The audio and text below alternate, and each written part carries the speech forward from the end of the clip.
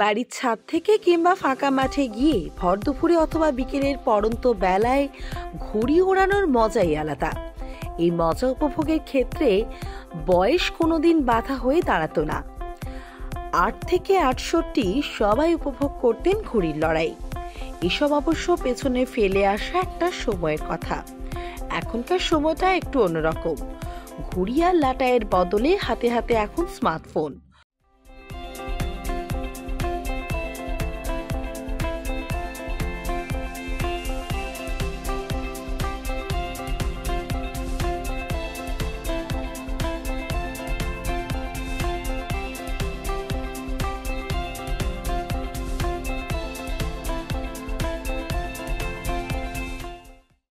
তবে ঘুড়ির লড়াইয়ের স্বাদ যারা একবার পেয়েছে তাদের পক্ষে একে পুরোপুরি উপেক্ষা করা বেশ কঠিন ব্যাপার।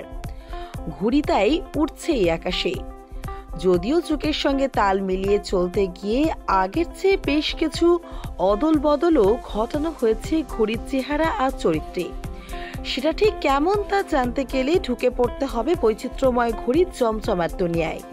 আমাদের এই এপিসোড ঘুড়ির দুনিয়া নিয়েই।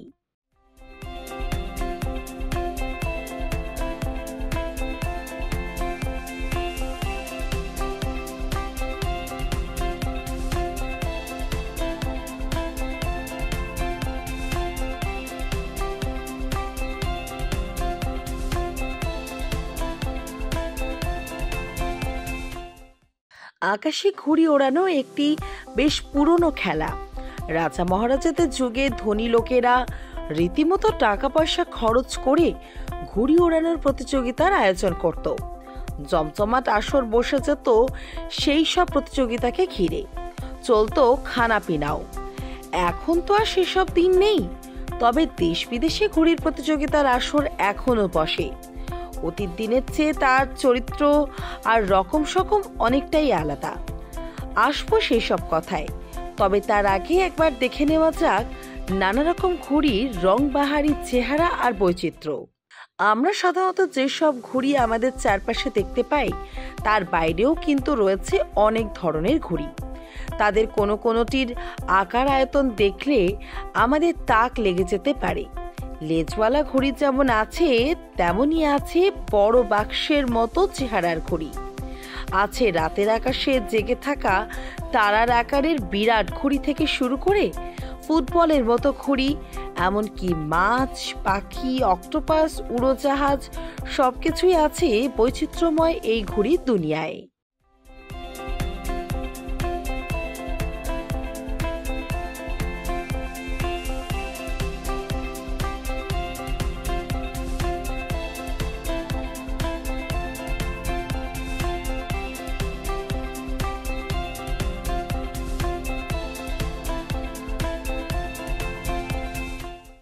ঠিক কবে থেকে মানুষ শুরু করলো আকাশে ঘুড়ি ওড়ানো? দিন তারিখ হিসেব করে এই প্রশ্নের একেবারে সঠিক জবাব দেওয়া মুশকিল।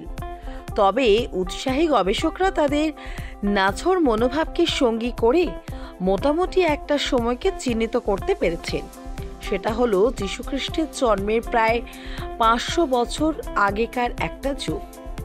গবেষণায় জানা গেছে প্রাচীন চীনেই প্রথম শুরু হয়েছিল আকাশের বুকে ঘুড়ি ওড়ানোর চেষ্টা। বেশ ভালো জাতের বাঁশের সরু ও লম্বা করে কেটে নেওয়া একাধিক কঞ্চি জুড়ে জুড়ে তৈরি করা হতো সেই সময়ের ঘুড়ি। রঙিন রেশমি কাপড়ের টুকরো জড়িয়ে দেওয়া হতো তাতে। প্রাচীন চীনের এই ঘুড়ি ওড়ানোর সঙ্গে জড়িয়ে আছে সেই দেশের তখনকার দুই দার্শনিক মোজো আর লুবানের নাম। এরা দুজনেই সেই সময়কার চীনের সাধারণ মানুষকে উৎসাহিত করেছিলেন ঘুড়ি ওড়ানোর প্রতিযোগিতায় এগিয়ে আসতে। 539 খ্রিস্টপূর্বাব্দ নাগাদ চীনে কাগজে তৈরি ঘুড়ির জনপ্রিয়তা বাড়তে শুরু করে। গবেষণায় উঠে এসেছে এমনই তথ্য।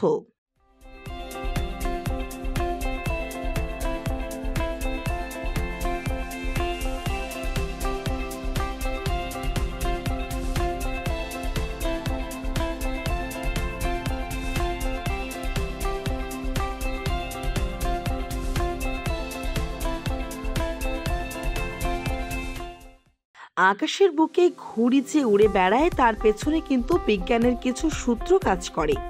মাটি থেকে যখন বাতাসের টানে ঘুড়ি ওপরে উঠতে থাকে তখন পৃথিবীর মাধ্যাকর্ষণ শক্তিকে অগ্রাহ্য করতে হয়। শুধু তাই নয়, ঘুড়ির গঠন এমন হতে হয় যাতে বাতাসের অভিমুখে স্বাচ্ছন্দ্যে তা উঠতে পারে। মাটি থেকে সর্বোচ্চ কতটা উপরে উঠতে পারে একটি ঘুড়ি, এটা নিয়ে নানা রকম মত আছে। সাধারণত আকাশের বুকে 50 থেকে 60 ফুটের ওপরে ঘুড়িকে উঠতে দেখা যায় না। তবে বাতাস একটু জোরালো হলে আর যে ঘুড়ি ওড়াচ্ছে সে যথেষ্ট দক্ষ হলে মাটি থেকে প্রায় 100 ফুট ওপরে ঘুড়ি উড়েছে, এমন দৃষ্টান্তও কিন্তু আছে। প্রাচীন চীনে ঘুড়ি ওড়ানো শুরু হয়েছিল কিন্তু ব্যবহারিক প্রয়োজনে, যার মধ্যে ছিল দুটি জায়গার মধ্যে দূরত্ব নির্ণয় করা, বাতাসের গতি প্রকৃতি স্থির করা কিংবা দূরবর্তী কাউকে বিশেষ সংকেত পাঠানো অথবা সামরিক প্রয়োজনে।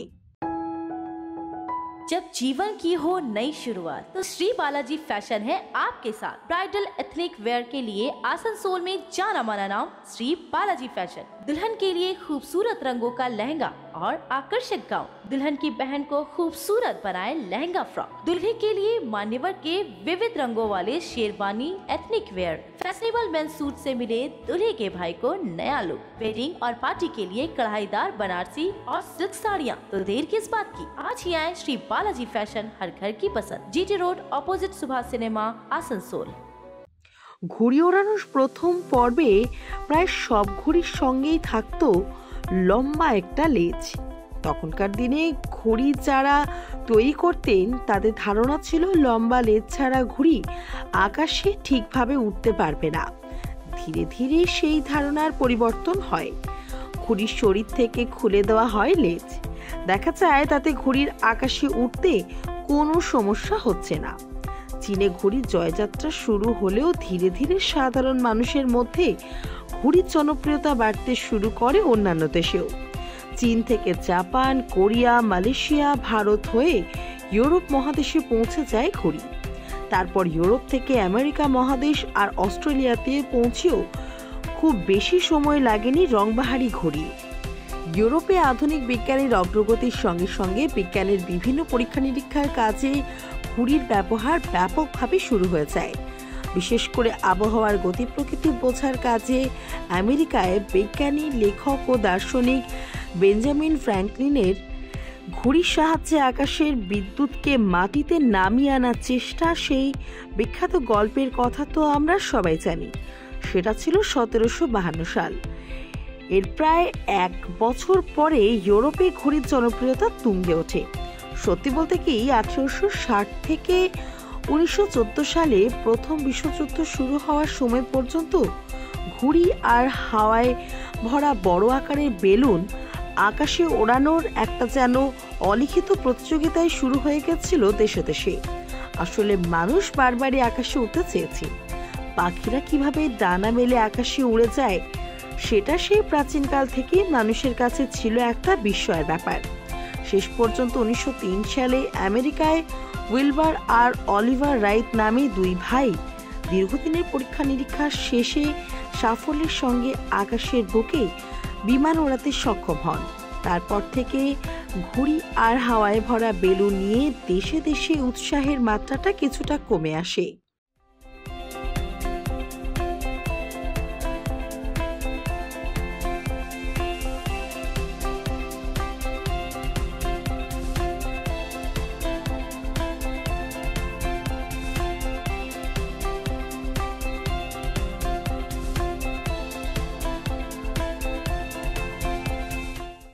ঘুড়ি নিয়ে তো অনেক কথাই হলো।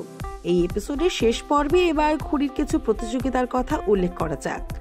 বিভিন্ন দেশে ঘুড়ির প্রতিযোগিতার আয়োজন করা হয় বছরের বিভিন্ন সময়ে। প্রতিযোগিতায় যোগ দেওয়ার জন্য যেসব ঘুড়ি তৈরি করা হয় তাদের চেহারা এবং চাল চলন হয় একটু আলাদা, কারণ তাদের শুধু আকাশে উড়ে বেড়ালেই চলে না, বিপক্ষের প্রতিযোগিতায় পরাস্ত করে পুরস্কার জিতে নেওয়ার দায়িত্ব থাকে তাদের ওপরে। তাহলেই তাদের কদর বাড়ে। অন্য সব মহাদেশের থেকে এশিয়া মহাদেশেই এখন ঘুড়ির চলন সবচেয়ে বেশি।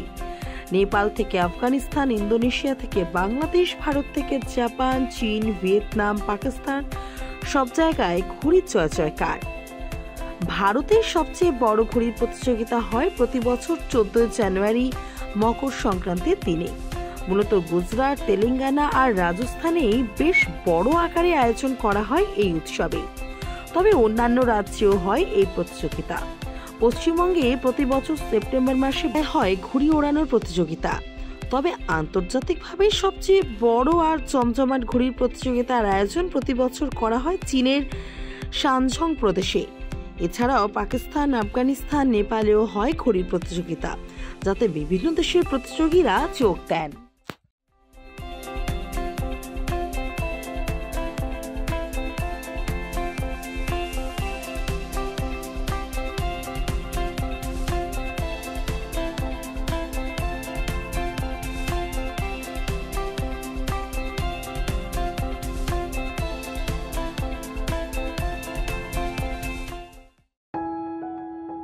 जब जीवन की हो नई शुरुआत तो श्री बालाजी फैशन है आपके साथ। ब्राइडल एथनिक वेयर के लिए आसनसोल में जाना माना नाम श्री बालाजी फैशन। दुल्हन के लिए खूबसूरत रंगों का लहंगा और आकर्षक गाउन, दुल्हन की बहन को खूबसूरत बनाए लहंगा फ्रॉक, दुल्हे के लिए मान्यवर के विविध रंगों वाले sherwani, ethnic wear, fashionable men's suit से मिले दुल्हे के भाई को नया लुक, वेडिंग और पार्टी के लिए कढ़ाईदार बनारसी और सिल्क साड़ियाँ। तो देर किस बात की, आज ही आए श्री बालाजी फैशन, हर घर की पसंद। GT road, opposite Subhash cinema, Asansol.